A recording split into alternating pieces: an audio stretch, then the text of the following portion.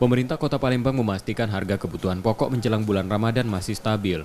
Untuk menjaga kestabilan harga dan alternatif untuk warga, Dinas Perdagangan Palembang menggelar pasar murah Ramadan di 18 kecamatan mulai 14 April 2021.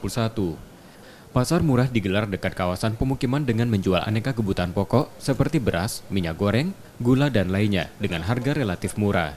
Operasi pasar tersebut bekerja sama dengan Bulog.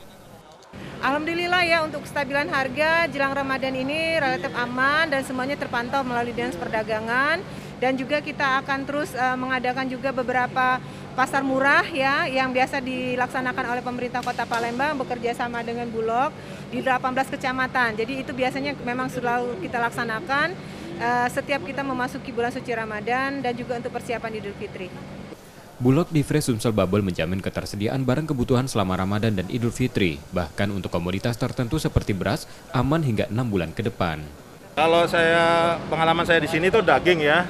Daging seperti biasa, gula itu dominan ya, selain minyak goreng, beras, kemudian komoditi lain yang ada ya. Itu secara umum. Stoknya kita cukup, apalagi beras ya, lebih cukup karena kita ya 6 bulan ke depan sampai akhir tahun bisa aman kalau beras. Kalau komoditi lain ya kami sesuaikan permintaan dan insya Allah siaplah kita untuk menyediakan itu.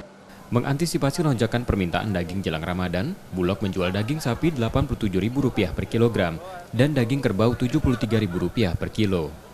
Bulog juga menyiapkan paket penjualan sembako yang dijual mulai Rp40.500 dengan harga di bawah eceran. M. Rizky Nurmizan, Kompas TV, Palembang.